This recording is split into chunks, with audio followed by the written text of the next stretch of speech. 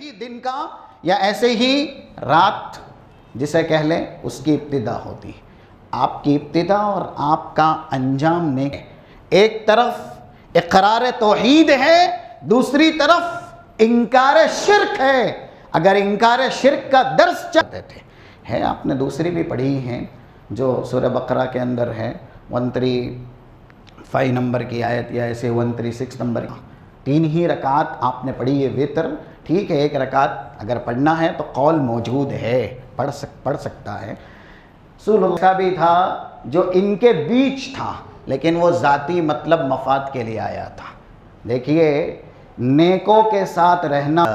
لا یشقا بہم جلیس، یہ اچھے لوگ ہیں، نیکوکار ہیں. ان کے ساتھ اگر کوئی ایسا نہیں تو بھی ہم نے اس کو ان میں شامل کر لیا، صرف کیونکہ وہ ان کے ساتھ نیکی میں جڑ گیا.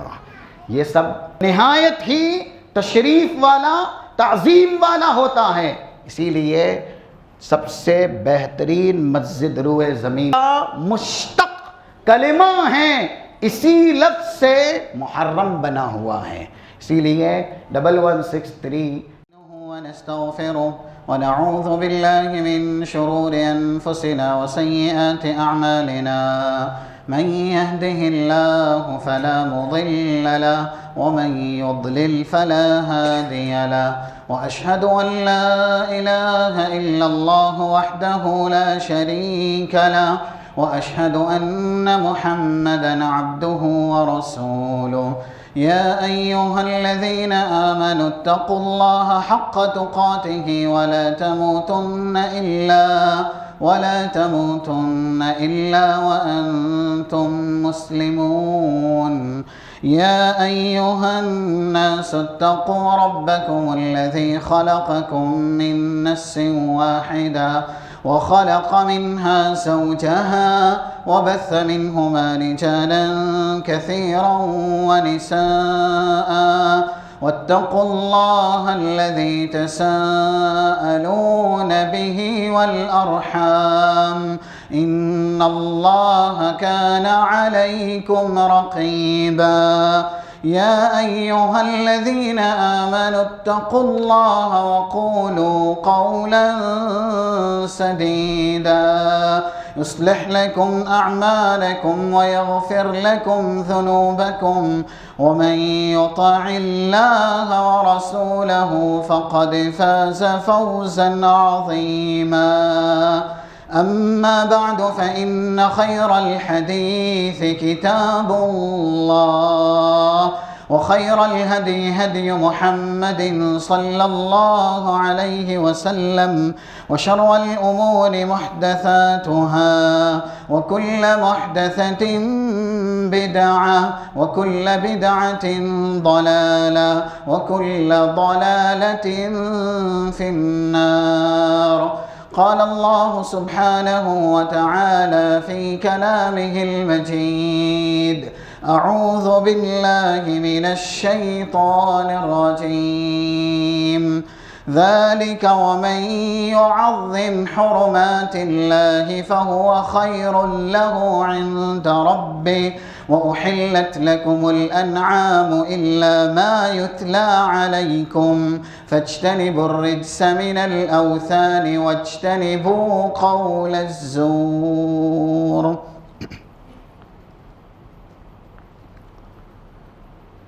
خطبہ مسنونہ کے بعد سورۃ الحج کی 30 نمبر کی ایک آیت کریمہ ابھی تلاوت کی گئی. قرآن اور حدیث کی روشنی میں مختصر سے وقت میں جس موضوع پر آپ کے سامنے گفتگو کرنی ہے وہ ہے استقبال شہر محرم. اللہ نے اپنے کلام مجید میں یہ بات اپنے بندوں کو اچھی طرح سمجھائی ہے. اگر دنیاوی اور دینی کامیابی فلاح بھی ہم اور آپ حاصل کرنا چاہتے ہیں تو اس کے لیے ہمیں زندگی کے زیادہ تر لمحات نیکی میں صرف کرنے ہوں گے. اور خاص کر کے ان مواقع کو یا ایسے ہی ان لمحات کو جن لمحات میں نیکی کرنا اللہ کو پسند ہے، جن لمحات میں نیکی کرنے کا اجر و ثواب دوسرے لمحات سے زیادہ ہے، ان لمحات کی ہمیں قدر کرنی ہوگی۔ ایک جگہ ارشاد فرمایا گیا، سورہ حج کے اخیر میں ہی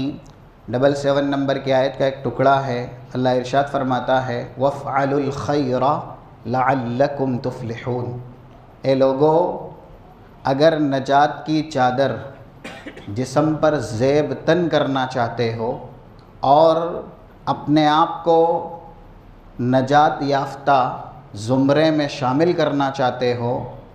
تو نیکی کو عادت بناؤ، زیادہ سے زیادہ بھلائیاں بٹورو۔ اسی لیے رسول اللہ صلی اللہ علیہ وسلم کی ایک حدیث ہے، سلسلہ صحیحہ میں ساری سندوں کے ساتھ اس کو جمع کیا گیا اور بالکل صحیح ہے، یہ مستند ہے، جس کا نمبر 1890 ہے۔ اللہ کے نبی صلی اللہ علیہ وسلم ارشاد فرماتے ہیں افعلوا الخیر دہرکم، اللہ کے بندو، جو فرصت کے لمحے اللہ کی طرف سے عنایت ہوئے ہیں ان لمحات میں نیکی کرتے جاؤ۔ اور دیکھیے شریعت اسلامیہ کی یہ مہربانی ہے، ابھی جس مہینے کے اختتام پہ ہم پہنچے ہیں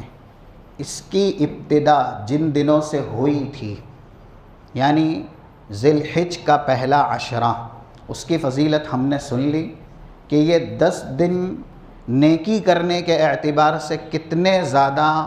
فضیلت یافتہ تھے۔ 757 مشہور حدیث ہے جامع ترمذی کی جو بیان کی گئی تھی کہ جہاد فی سبیل اللہ کا جو رتبہ ہے، مقام ہے، اس سے بھی بڑھ کر کے کوئی سی بھی نیکی چھوٹی سی چھوٹی کرنے کے اعتبار سے جو بہت آسان ہو، وہ اس مہینے کے 10 دنوں میں جو ابتدائی عشرہ تھا اس میں اللہ نے ہم اور آپ کے لیے یہ مہربانی، یہ سہولت، یہ آسانی رکھی۔ اب یہ مہینہ اختتام پذیر ہو رہا ہے، یہاں پر سال بھی ختم ہو رہا ہے، آنے والا دوسرا مہینہ جو سال نو کا آغاز ہے، شروع ہو رہا ہے، اس میں بھی دیکھیے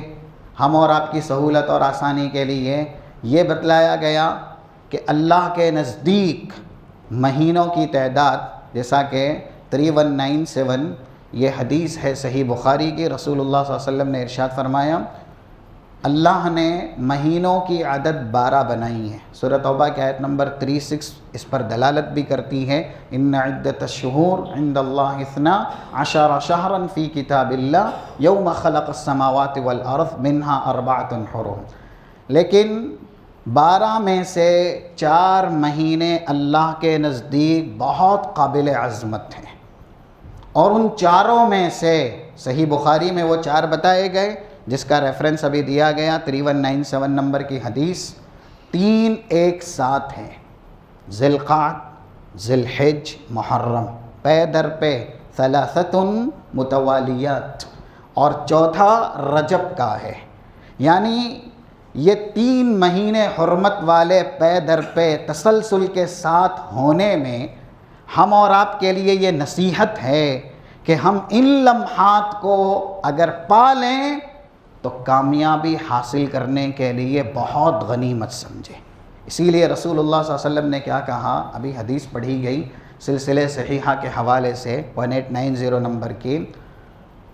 افعلوا الخیر دہرکم، لوگو بھلائی کی چادر اوڑھ لو، جو بھی لمحات تمہاری زندگی میں آتے ہیں ان میں بھلائی کرو۔ کیوں؟ فَإِنَّ لِلَّهِ نَفَحَاتٌ مِّن رَحْمَتِهِ، اس لیے کہ اللہ کے رحمت حاصل کرنے کے چند مواقع ہوتے ہیں۔ فَإِنَّ لِلَّهِ نَفَحَاتٍ مِّن رحمتِهِ، اللہ کی رحمت حاصل کرنے کے چند مواقع ہوتے ہیں،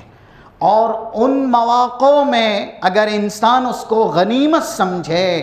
تو پھر رب العالمین کیا کرتا ہے؟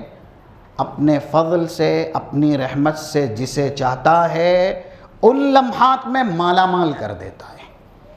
دیکھیے ابھی یہ مہینہ ختم ہو رہا ہے، 10 دن ہم کو مل گئے، وہ بہت عظمت والے تھے، لیکن دوسرا جو مہینہ سال نو کی شکل میں ہم پر سایہ فگن ہونے والا ہے، اس کی بھی فضیلت کچھ ایسے ہی ہے۔ کیونکہ رسول اللہ صلی اللہ علیہ وسلم سے جب پوچھا گیا، جیسا کہ 1162 نمبر کی صحیح مسلم کی روایت ہے، سئل رسول اللہ صلی اللہ علیہ وسلم عن صوم یوم عاشوراء۔ ہم یہ حدیث بار بار سنتے رہتے ہیں، اس طرح کے مواقع پر عاشوراء کے دن کے روزے کی فضیلت۔ آپ نے ارشاد فرمایا یکفر السنۃ الماضیہ، ایک گزشتہ سال کا کفارہ۔ سال ختم ہو رہا ہے، یہاں پر دوسرے سال میں ہم اور آپ داخل ہو رہے ہیں، ہم اپنی زندگی سے دور، موت سے قریب ہو رہے ہیں، یہی ایک حقیقت ہے۔ اور جو سال ہم نے گزار لیا ہے، اس سال میں جہاں نیکیاں ہوئی ہیں، دوسری طرف خطائیں بھی ہوئی ہیں، کیونکہ انسان سرتا پیر مجسم خطا ہے۔ اسی لیے اللہ کا کرم دیکھیے، ابھی سال کا آغاز ہو رہا ہے، اور آغاز والے دن میں ہی یہ ایک بشارت ہے کہ ان لمحات میں اگر یہ عمل آپ کر لے جاتے ہیں تو جو سال آپ نے گزارا ہے اور اس میں نافرمانیوں کا صدور ہوا ہے، ان ساری نافرمانیوں کے لیے یہ ایک دن کی عبادت جو چند گھنٹوں پر منحصر ہے، آپ کے لیے کفارہ بنا دی جائے گی۔ اس لیے جو اللہ کی رحمت کے مواقع ہوتے ہیں، انسان کو اسے غنیمت سمجھنا چاہیے، کیونکہ یہ لمحات زندگی میں دوبارہ آئیں گے یا نہیں آئیں گے، اس کا علم ہم میں سے کسی کو نہیں ہے۔ اسی لیے تو اس طرح کی حدیث جب کانوں سے ٹکراتی ہے تو اہمیت معلوم ہوتی ہے۔ جیسا کہ 6412 صحیح بخاری کتاب الرقاق کی یہ روایت ہے، رسول اللہ کہتے ہیں نعمتان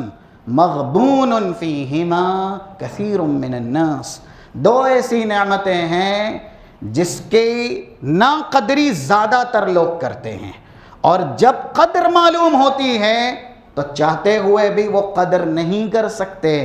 جس میں سے ایک صحت تندرستی کی نعمت ہے، اور دوسری فراغ، فرصت کے لمحات، مواقع۔ اگر یہ آپ کی زندگی میں اہمیت رکھتے ہیں تو یوں سمجھیے زیور کامیابی اس سے آراستہ ہو جائیں گے آپ۔ لیکن آپ نے رحمت کے مواقع کو اپنی زندگی میں گنوا دیا، قدر نہیں کی، تو پھر کامیابی سے آپ بہت دور کر دیے جائیں گے۔ یہ آنے والا مہینہ اس بات کا درس دیتا ہے کہ ہم اللہ کی رحمت حاصل کرنے کے جو مخصوص مواقع ہوتے ہیں، جیسا کہ رسول اللہ صلی اللہ علیہ وسلم نے بھی کہا فَإِنَّ لِلَّهِ نَفْحَاتٍ مِّن رَحْمَتِهِ یا نفحاتم من رحمتہ، رب العالمین کی رحمت حاصل کرنے کے کچھ مخصوص مواقع ہوتے ہیں۔ اگر کوئی بندہ اس کو غنیمت سمجھتا ہے تو پھر اللہ اسے اپنے فضل سے، اپنی رحمت سے مالا مال کر دیتا ہے۔ اور جب ہماری ابتدا اور ہمارا انجام نیکی پر ہوگا، کامیابی ہمارا مقدر ہوگی۔ ہم ابتدا کر سکتے ہیں، آغاز کر سکتے ہیں، جیسا کہ یہ سال کا آغاز ہونے جا رہا ہے، لیکن انجام کا ہمیں علم نہیں ہے، انجام کب ہوگا نہیں پتہ۔ اس لیے شریعت میں ایسا بتلایا گیا، اگر انسان کی ابتدا اور اس کا اختتام دونوں ہی نیکی پہ ہوتا ہے تو پھر اس کے لیے بڑی بشارتیں، بہت سی دلیلیں ہیں اسے سمجھنے کے لیے۔ پہلی دلیل اسے آپ سمجھیے، ہم 475 نمبر کی جامع ترمذی کی ایک حدیث ہے، ہم دن کا آغاز کرتے ہیں نماز سے، جیسا کہ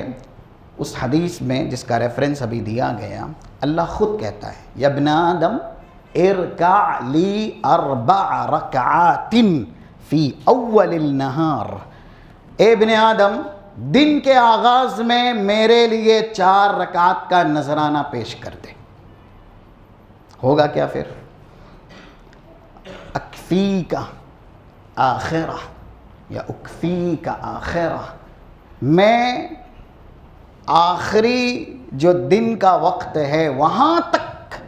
تیری کفالت کر لوں گا، تیری ضمانت میری حفاظت ہے، میرے ذمے ہے۔ اس سے یہ پتہ چلا کہ اگر انسان کا آغاز نیکی پہ ہوا ہے تو اللہ اس کا انجام بھی نیکی پہ کرے گا۔ اس لیے یہ مہینہ جو فضیلت سے متصف ہے، ہمیں اس فضیلت کو حاصل کرنا چاہیے تاکہ ہمارا آغاز نیکی پہ ہو۔ اور اسی طریقے سے آپ یہ دیکھیں، رسول اللہ صلی اللہ علیہ وسلم کی عادت مبارکہ، نیکی سے ہی دن کا آغاز ہوتا، نیکی پہ ہی دن کا، یا ایسے ہی رات جسے کہہ لیں اس کی ابتدا ہوتی۔ آپ کی ابتدا اور آپ کا انجام نیکی پہ ہی ہوتا۔ اس کو ایسے بھی آپ سمجھ سکتے ہیں، سب سے بڑی نیکی توحید ہے۔ آپ ابتدا بھی توحید کے درس سے کرتے تھے اور خاتمہ بھی توحید پہ کرتے تھے، یہ سمجھانے کے لیے کہ نیکی کے بیچ میں ہی انسان رہے، نیکی کے ساتھ ہی جڑا رہے۔ نیکی اس کے لیے زندگی کا سب سے قیمتی اثاثہ بنا رہے۔ اگر یہ سوچ ہماری رہی تو ہم کامیاب کیے جائیں گے۔ ایک حدیث ہے 726، اس سے پہلے کی بھی ہے 725، 726 یا اس سے زیادہ، 3-4 حدیث ہیں، امام مسلم نے ایک ساتھ نقل کی ہیں۔ سب سے زیادہ رسول اللہ جو غیر فرض عبادات ہیں، خاص کر کے نماز کی، اس میں ان نماز کا اہتمام کرتے تھے۔ فجر کی 2 رکعت جو فجر کی نماز سے پہلے پڑھی جاتی ہیں، 2 رکعت سنت، آپ اس میں زیادہ تر معمول تھا آپ کا سورہ الکافرون اور سورۃ الاخلاص۔ اسی لیے یہ علماء نے بات بتائی ہے، کافرون اس کا دوسرا نام سورہ اخلاص ہی ہے، کیونکہ معنن اس میں انسان کے لیے اخلاص کا درس ہی ہے۔ ایک طرف اقرار توحید ہے، دوسری طرف انکار شرک ہے۔ اگر انکار شرک کا درس چاہیے تو سورۃ الکافرون، اور اقرار توحید کا درس چاہیے تو سورۃ الاخلاص، قل هو اللہ احد اللہ الصمد۔ یہ اقرار توحید ہے، آپ جو اللہ کے لیے توحید کی قسمیں ہیں اس کو ماننا ہے، اس کے ذریعے آپ اقرار کرتے ہیں۔ لیکن قل یا ایھا الکافرون لا اعبد ما تعبدون، یہاں پر انکار شرک ہے، یعنی جس کی عبادت کافرین کرتے ہیں، آپ ان تمام تر معبودان باطلہ کی عبادت کا انکار کرتے ہیں۔ اسی لیے وہ بھی سورہ اخلاص ہی ہے، سورۃ الکافرون اور اس کا نام سورۃ الاخلاص۔ رسول اللہ صلی اللہ علیہ وسلم فجر کی 2 رکعات میں ان 2 سورتوں کی زیادہ تر تلاوت کرتے تھے۔ ہے آپ نے دوسری بھی پڑھی ہیں جو سورہ بقرہ کے اندر ہے، 135 نمبر کی آیت یا ایسے 136 نمبر کی آیت ہے، قولوا آمنا باللہ، لیکن وہ کبھی کبھی، زیادہ تر آپ نے یہی پڑھی۔ اچھا، آپ کا انجام، آپ کی آخری نماز کون سی ہوتی تھی؟ وتر ہوتی تھی۔ سنن نسائی کی جو تخریج شدہ کتاب ہے، جس کے آگے صحیح سنن نسائی لکھا جاتا ہے، اس میں 1700 نمبر کے ایک حدیث ہے، صحابی کہتے ہیں رسول اللہ صلی اللہ علیہ وسلم 3 رکعت زیادہ تر وتر پڑھتے تھے۔ یہ آپ کا معمول تھا، 3 ہی رکعت آپ نے پڑھی ہے وتر، ٹھیک ہے، 1 رکعت اگر پڑھنا ہے تو قول موجود ہے، پڑھ سکتا ہے۔ رسول اللہ صلی اللہ علیہ وسلم 3 رکعت ہی پڑھتے تھے وتر، پہلی رکعت میں سورہ اعلیٰ، دوسری رکعت میں سورۃ الکافرون، تیسری رکعت میں سورہ اخلاص۔ دیکھیے آپ کا انجام بھی توحید پر، جب آغاز اور انجام اس طرح کی عبادت اور اتنے بڑے عمل صالح پر ہوتا ہے تو انسان اللہ کی خاص حفاظت میں ہوتا ہے۔ اسی لیے کہا گیا، رسول اللہ صلی اللہ علیہ وسلم کی یہ حدیث جیسا کہ 555 نمبر سے صحیح بخاری کے اندر، اور ایسے ہی 632 نمبر سے 632 نمبر سے صحیح مسلم میں، یتعاقبون فیکم ملائکۃ باللیل وملائکۃ بالنہار، صبح شام کے جو فرشتے ہیں نامہ اعمال انسان کا اللہ کے یہاں پیش کرتے ہیں، اور ان نامہ اعمال میں حدیث میں بتایا گیا سب سے بڑا عمل نماز کا، یعنی عصر کی نماز میں، فجر کی نماز میں یہ فرشتے اکٹھا ہوتے ہیں، اور اس کے بعد جب اللہ کے پاس جاتے ہیں تو رب العالمین جانتے ہوئے سوال کرتا ہے کیف ترکتم عبادی وہو اعلم بہم، اللہ کو بخوبی معلوم ہے بندے کیا کر رہے تھے جب یہ فرشتے پہنچے تھے، اور جب یہ فرشتے ان کے پاس سے رخصت ہو کے یہاں آئے ہیں تب بندے کیا کر رہے تھے، معلوم ہے اللہ کو، علام الغیوب ہے، حدیث میں بھی ہے، وہ جانتے ہوئے سوال کرتا ہے کہ میرے بندوں کو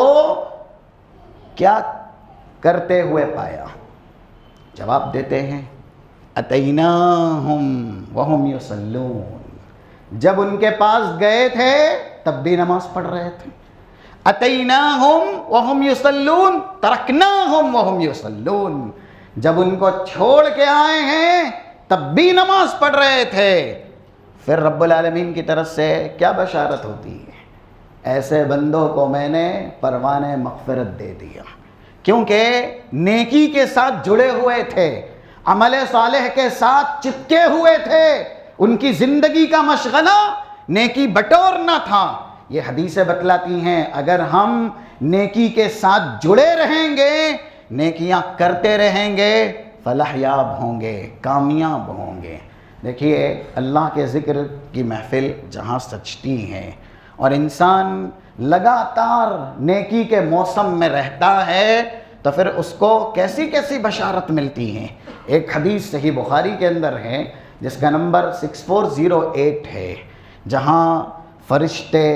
ان لوگوں کی جستجو کرتے ہیں جو دنیا میں برابر نیکی کے موسم میں رہتے ہیں۔ ان للہ ملائکۃ سیاحین فی الارض یلتمسون اہل الذکر وہم یطوفون، وہ زمین میں چکر لگاتے ہیں، کس لیے؟ کن کو ڈھونڈنے کے لیے؟ جو لوگ برابر نیکی کے ساتھ جڑے ہوئے ہیں، ایسے اشخاص، ایسے افراد کو ڈھونڈنے کے لیے۔ جب وہ مل جاتے ہیں پھر فرشتے ایسے لوگوں کا نام اعمال اللہ کے سامنے پیش کرتے ہیں۔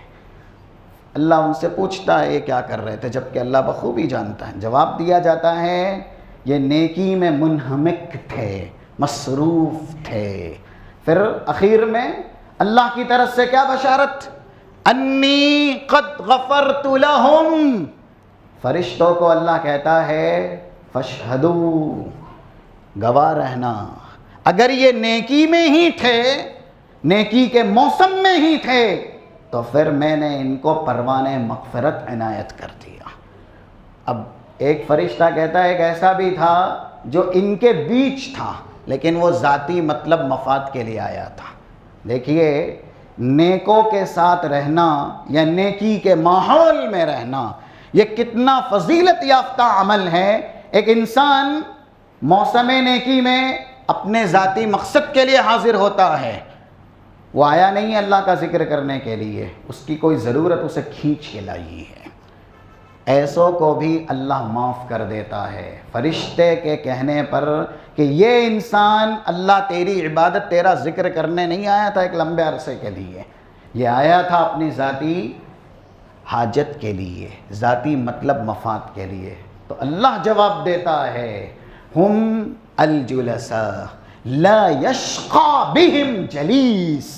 یہ اچھے لوگ ہیں، نیکوکار ہیں، ان کے ساتھ اگر کوئی ایسا جڑا ہوا ہے جو ان کی طرح نہیں تو بھی ہم نے اس کو ان میں شامل کر لیا، صرف کیونکہ وہ ان کے ساتھ نیکی میں جڑ گیا۔ یہ سب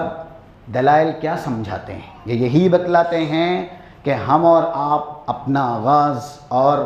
خاتمہ دونوں ہی نیکی پر بنانے کی کوشش کریں۔ آغاز اللہ کی توفیق سے اگر ہم نے کر دیا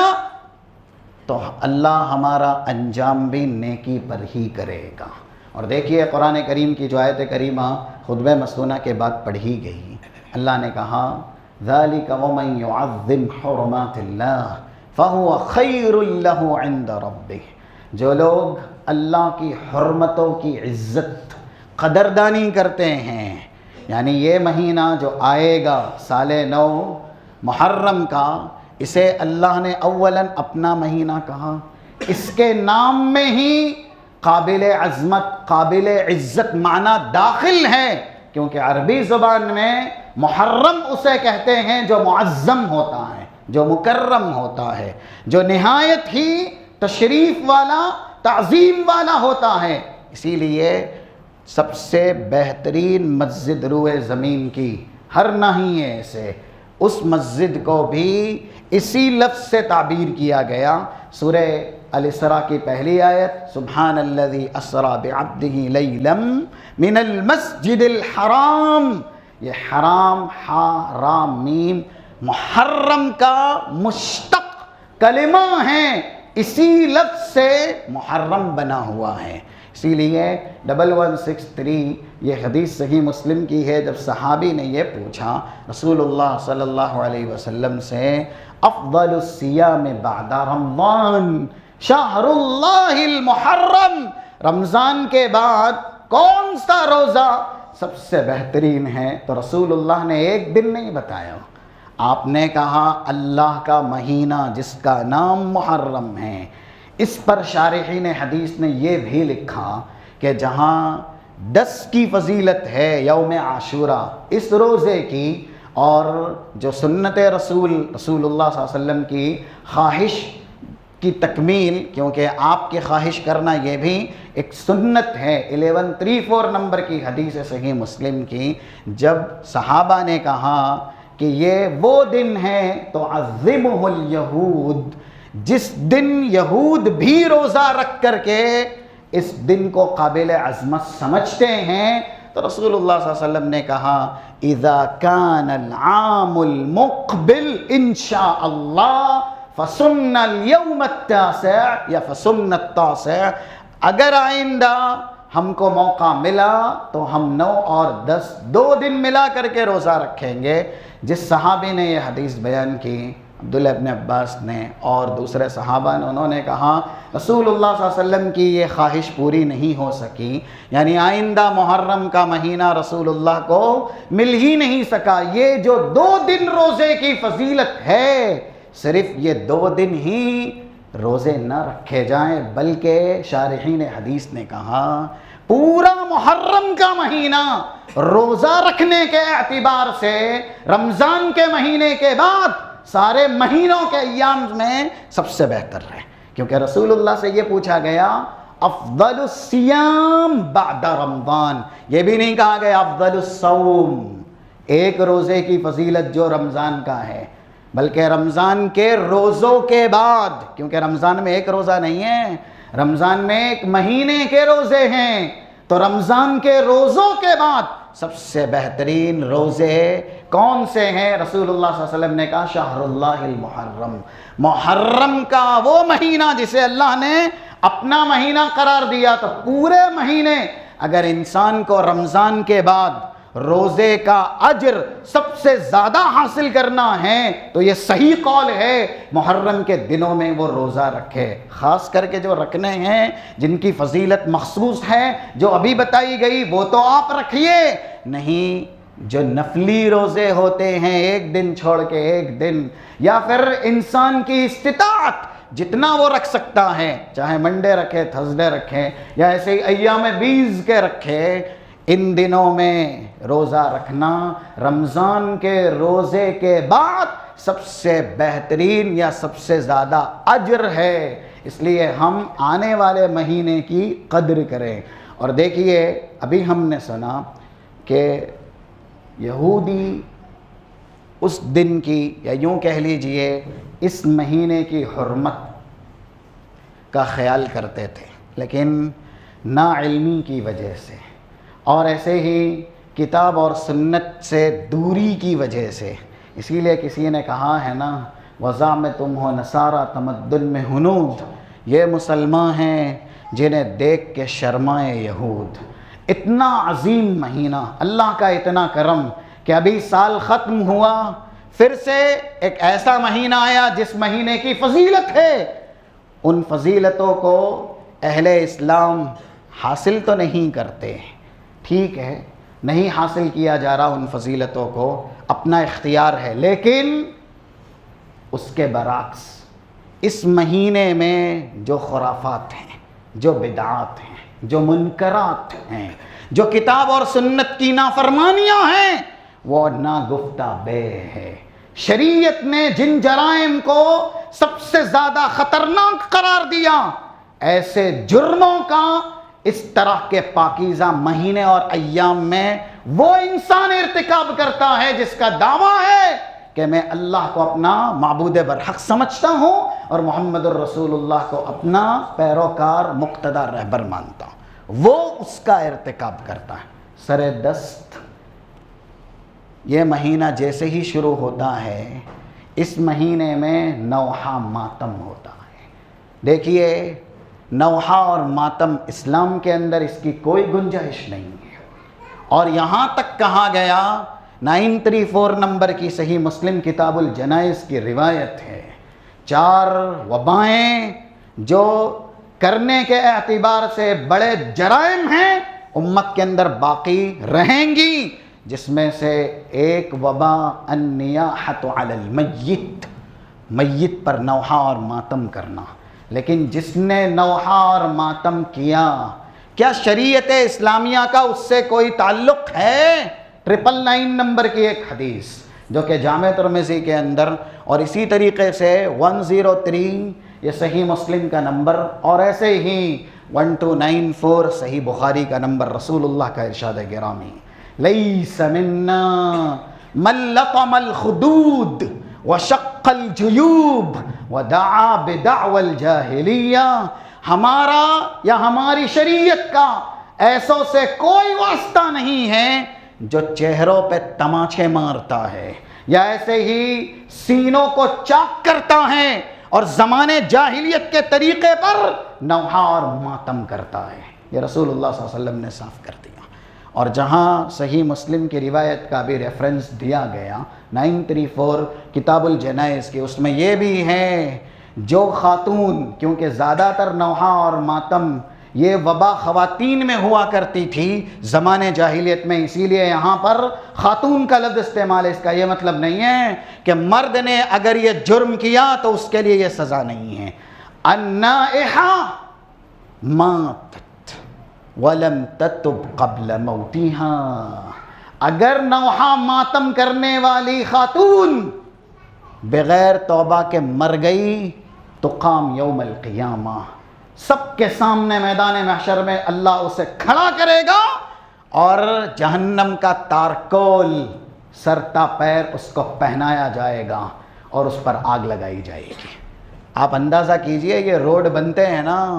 تارکول جو استعمال ہوتا ہے وہ کتنا گرم ہوتا ہے، انسان اس کے قریب جانا پسند نہیں کرتا۔ دوزخ کی آگ ہم نے سنا ہے اس سے پہلے کہ دوزخ کی آگ کتنی خطرناک ہے، اس کا تارکول اس کو لباس بنا کر کے اللہ جو نوحہ ماتم کرنے والی یا کرنے والا ہے اور توبہ کیے بغیر دنیا سے چلا جاتا ہے، ایسی سزا دوزخ کے اندر ایسوں کے لیے تیار کی گئی ہے۔ جب یہ مہینہ آتا ہے تو اہل اسلام ثابت کرتے ہیں اس طرح کا گناہ کر کے، جبکہ ابھی ہم نے سنا کہ یہودی بھی محرم کے مہینے کی تعظیم کرتے تھے کیونکہ وہ اہل علم تھے، ان کے پاس علم تھا۔ لیکن آج ہماری سب سے بڑی بدقسمتی یہ ہے کہ دعوے بہت زیادہ ہیں، دعوے کے مقابل کتاب اور سنت کا علم ہمارے پاس نہیں ہے، اسی لیے تعلیم نہ ہونے کی وجہ سے تزکیہ بھی نہیں ہمارا ہو رہا ہے۔ یہ تعلیم، یہ تزکیہ ایک ساتھ ہے۔ آپ کتاب مبین پڑھتے جائیے، آپ کو تعلیم کے ساتھ تزکیے کا لفظ ملے گا، جو علم کا ثمرہ ہے، لب لباب ہے، تقوی، جیسا کہ کسی جگہ چاہے آیت نمبر 129 سورہ بقرہ کی ہو، یا ایسے ہی 151 سورۃ البقرہ کی ہی ہو، یا ایسے ہی سورہ جمعہ کی آیت نمبر 2 ہو، سب میں ہیں جہاں رسول اللہ کا مقام اللہ نے بتایا۔ 164 نمبر کی سورہ آل عمران کی آیت ہے، لَقَدْ مَنَّ اللَّهُ عَلَى الْمُؤْمِنِينَ إِذْ بَعَثَ فِيهِمْ رَسُولًا مِّنْ أَنفُسِهِمْ يَتْلُو عَلَيْهِمْ آيَاتِهِ وَيُزَكِّيهِمْ وَيُعَلِّمُهُمُ الْكِتَابَ وَالْحِكْمَةَ۔ تزکیہ کا لفظ یزکیہم یہ بھی موجود ہے، اور تعلیم یعلمہم الکتاب والحکمہ یہ بھی موجود ہے۔ مفسرین نے سمجھایا، بتلایا، جب انسان تعلیم سے جڑتا ہے، تعلیم کے قریب ہوتا ہے، سرتا پیر برائیوں سے اللہ پاک کو صاف کرتا ہے، لیکن جب تعلیم سے نابلد ہو جاتا ہے، دور ہو جاتا ہے، تو وہ برائی کو ہی بھلائی سمجھ لیتا ہے۔ آج یہی ہوا ہے ہمارے سماج میں، جو اہل اسلام ہیں، اسلام کے دعوے دار ہیں، ان کے پاس اسلام کی معلومات نہیں ہیں، اسی لیے جس مہینے کی عظمت کا خیال اسلام کے سب سے بڑے دشمن کیا کرتے تھے، آج اسلام کے نام لیوا ان مہینوں کی حرمت کو پامال کرتے ہیں، لیکن وہ اپنے ذام میں، اپنے گمان میں کیا سمجھتے ہیں کہ ہم یہ بڑی عبادت کر رہے ہیں۔ ایسے ہی اسی مہینے کے اندر جو دوسرا جرم ہے، یا ایسے ہی دوسرا بڑا گناہ ہے، وہ یہ کہ کسی کی بھی شخصیت ہو، چاہے اہل ایمان ہو یا اہل فسق ہو، دنیا سے چلے جانے کے بعد پھر ان کے عیوب بیان کرنا یا ان کے اوپر لعن طعن کرنا، سب و شتم کرنا، یہ سب خلاف شریعت ہے۔ حرمت والا مہینہ ہے، سرتا پیر انسان کو بھی محرم یا حرمت کے زیور سے آراستہ ہونا چاہیے، سب سے پہلے اپنی زبان کو اور اس کے بعد اپنے کردار کو محترم بنانا چاہیے، لیکن نہیں، یہ مہینہ جہاں شروع ہوتا ہے اس کی حرمت کا اعلان اہل اسلام ایسے کرتے ہیں کہ ایک طرف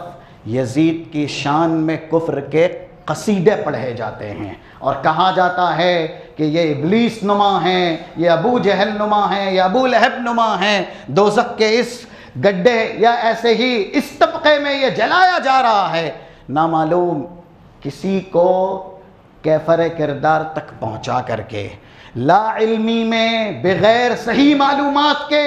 کسی کا غلط مقام طے کر کے ہم اور آپ اسلام کا کون سا کارنامہ انجام دیتے ہیں۔ رسول اللہ صلی اللہ علیہ وسلم نے یہاں تک بتلایا اور سمجھایا کہ اگر انسان کسی پر الزام لگائے، الزام کہتے ہیں کسی نے گناہ نہ کیا ہو، الزاماً اس کو اس گناہ کا مرتکب سمجھا جائے،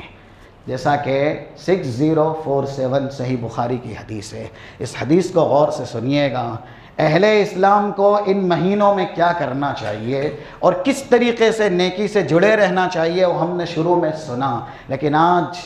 کیا کر رہے ہیں؟ اسی وجہ سے یہ ذلت، یہ رسوائی، یہ پسپائی اور یہ توہین آج مقدر بنی ہوئی ہے کہ ایک طرف سبزیاں سستی ہے، جانوروں کے گوشت سستے، یا ایسے ہی سبزیاں، جانوروں کے گوشت اتنے مہنگے نہیں جتنا اہل اسلام کا خون سستا ہے۔ اہل اسلام کو کس طریقے سے مارا جا رہا، ذبح کیا جا رہا، ان کے خلاف سازشیں کی جا رہی یا ان کو مشت ستم بنایا جا رہا ہے، آج یہ ہم سے پنہا اور پوشیدہ نہیں ہیں، جہاں ہیں ہم اپنے گرد و پیش میں دیکھ سکتے ہیں، لیکن ان سب کے ہم ہی قصوروار ہیں۔ رسول اللہ صلی اللہ علیہ وسلم کا ارشاد گرامی 6047 صحیح بخاری ہے، اللہ کے نبی کہتے ہیں من لعن مسلمن کا قتلی ہی، کسی نے کسی مسلمان پر ایک مرتبہ لعن کیا، اس نے گویا اس کو قتل کر دیا۔ ومن رما بکفرہ فہو کقتلہ، یا ومن قذف مسلما کقتلہ، کسی نے کسی مسلمان پر بہتان لگایا، اس نے اس کو قتل کر دیا۔ اتنا بڑا جرم ایک بار نہیں کیا جاتا، بار بار کیا جاتا ہے۔ اس کے لیے جلسے جلوس کیے جاتے ہیں، محفلیں رچائی، محفلیں منعقد کی جاتی ہیں، اور ان محفلوں میں صرف فلاں دوزخی، فلاں جہنمی، فلاں یہ زبان سے کفر کے تیر چلائے جاتے ہیں، زبان سے کفر کے نیشتر برسائے جاتے ہیں۔ جب انسان اس طرح کے بڑے جرائم کا ارتکاب اس طرح کے مقدس حرمت والے پاکیزہ ایام میں کرے گا تو پھر تباہی مقدر اور تباہی بربادی اس کا مقدر نہیں تو کیا ہے۔ اس لیے ہم اور آپ اللہ کے نبی صلی اللہ علیہ وسلم کی جو حدیث شروع میں سنی، اللہ کے نبی نے ابن آدم کو یہ نصیحت کی، افعلوا الخیر دہرکم، جتنے لمحات زندگی میں ہمیں ملتے ہیں ان لمحات کی ہم قدر کریں۔ قدر ایسے ہی ہو سکتی ہے کہ وہ لمحات ہمارے نیکی میں گزریں، وہ لمحات نافرمانی میں نہ گزریں، اور اللہ کے لیے کچھ رحمت کے مواقع ہیں۔ کسی لمحے کو یا ایسے ہی کسی گھڑی کو اللہ رحمت کے لیے بہتر بناتا ہے۔ اگر وہ گھڑیاں ہم کو مل جائے دن کی شکل میں یا رات کی شکل میں تو ہم ان کا اہتمام کریں، تاکہ ان گھڑیوں میں نیکی کر کے ہم اللہ کے فضل سے اور اس کی رحمت سے اپنے آپ کو ہم کنار کر سکے۔ اسی لیے رسول اللہ صلی اللہ علیہ وسلم کا یہ ارشاد گرامی 2626 نمبر سے صحیح مسلم کے اندر موجود ہے، لا تحقرن من المعروف شیئا، کسی بھی بھلائی کو کبھی حقیر نہ جانا جائے۔ صحابہ اکرام اور ہم میں یہی فرق ہے کہ ان کو ایک مرتبہ بھلائی سکھائی جاتی۔ دیکھیے اس مہینے میں جن کی شہادت کے چرچے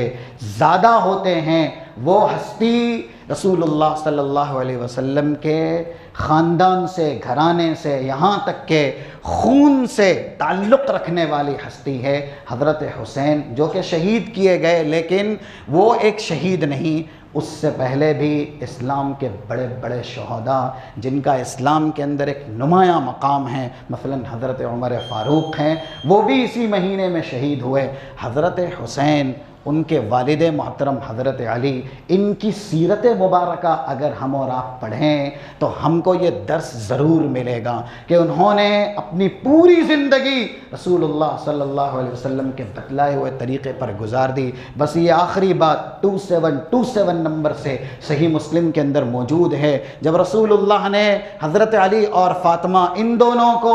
رات میں بستر پر آتے وقت تسبیح، تحمید اور تکبیر کی تعلیم دی تھی کہ 33 مرتبہ سبحان اللہ، 33 مرتبہ الحمدللہ اور 34 مرتبہ اللہ اکبر، یہ ورد بستر پہ آ جائیں لیٹنے اور سونے کے لیے تب کرو۔ جس وقت سے، جس لمحے سے حضرت علی اور فاطمہ کو رسول اللہ نے یہ تعلیم دی تھی، دیکھیے ایک لمبا عرصہ ہو گیا حضرت علی کو، رسول اللہ دنیا سے چلے گئے، ان کی شریک حیات حضرت علی کی یعنی حضرت فاطمہ وہ بھی دنیا سے چلی گئی۔ جنگ صفین میں ایک کہنے والا کہتا ہے کہ کیا آج کی رات بھی جہاں جان کے لالے پڑے ہوئے ہیں آپ نے رسول اللہ کی اس تعلیم کو عملی جامہ پہنایا؟ پوچھنے والا مذاق سے پوچھتا ہے، لیکن حضرت علی شان سے کہتے ہیں وَلَا لَيْلَةً مِّن صِفِّينَ، ان راتوں میں بھی جہاں جان بچانا سب سے زیادہ اہم تھا ہم نے اللہ کے نبی کی بتلائی ہوئی اس سنت کو عملی جامہ پہنایا۔ جب سے رسول نے سکھایا تھا کہ بستر پہ آؤ سونے کے لیے، یہ سنت کو عملی جامہ پہناؤ، اس کے بعد سے پوری زندگی ہم نے رسول اللہ کا یہ نسخہ کبھی نہیں ترک کیا، ہمیشہ اس کے مطابق عمل کیا۔ اہل بیت اور ان کا کردار ہم کو یہ درس دیتا ہے کہ جب تک اللہ کے نبی کو اسوہ، نمونہ، مقتدی، رہنما، رہبر مکمل طریقے سے نہیں مانا جائے گا، ان کے بتلائے ہوئے طریقے کی پیروی نہیں کی جائے گی، دنیا بھی نہیں، آخرت بھی نہیں، کہیں پر بھی کامیابی، کامرانی، فلاح بھی انسان کو نہیں مل سکتی۔ اس لیے جہاں انسان جس سے مانوس ہو کر کے، جس کی سیرت سے متاثر ہو کر کے اسلام سیکھتا ہے، اسلام پڑھتا ہے، اس کو صحیح اسلام سیکھنا چاہیے، اس کو صحیح اسلام پڑھنا چاہیے۔ اگر حضرت حسین کی سیرت سے کوئی مانوس ہے، وہ صحابی ہیں، بڑے صحابی ہیں، رسول اللہ نے ان کی شہادت کی خبر بہت پہلے دی تھی۔ اور یہاں پر ابن ماجہ کی جو روایتیں ہیں، چاہے 144 یا 143 نمبر کی، وہ 2 حدیثیں بتلاتی ہیں کہ رسول اللہ نے یہاں تک کہا حسن حسین سے جس نے محبت کی اس نے مجھ سے محبت کی، اور ان دونوں سے جس نے نفرت کی یا ان میں سے کسی ایک سے جس نے نفرت کی اس نے محمد الرسول اللہ سے نفرت کی۔ اتنا مقام بتا دیا، اور یہاں تک بھی کہہ دیا 3768 نمبر کی جامع ترمذی کی حدیث ہے، وہ نوجوان جو جوانی کی حالت میں دنیا سے جا کے جنت میں پہنچا ہے، ایسے تمام تر نوجوانوں کے سردار میرے 2 نواسے ہیں جن کا نام حسن اور حسین ہے۔ ہم مانوس ہونا چاہتے ہیں، ان کی سیرت سے ان کے کردار سے یہ کوئی عیب نہیں ہے، کیونکہ وہ نواسے رسول ہیں۔ ہم پڑھیں ان کی سیرت اور ان کے کردار کو، لیکن انہوں نے جس طریقے سے اپنی پوری زندگی اسلام کے نام کی، اللہ اور اس کے رسول کے بتلائے ہوئے طریقے پر اپنی پوری زندگی گزار دی، ہم بھی وہی نمونہ سیکھے۔ ان کی طرف غلط بیانی منسوب کر کے یا ایسے ہی فسق و فجور ان کی طرف منسوب کر کے ان کو یا اسلام کو ہم بدنام نہ کرے۔ رب العالمین سے دعا ہے جو باتیں استقبال محرم کے تعلق سے یہاں پر سماعت کی گئی ہے، ہمیں سننے سمجھنے عمل کرنے حسب استطاعت دوسروں تک پہنچانے کی توفیق عنایت فرمائے۔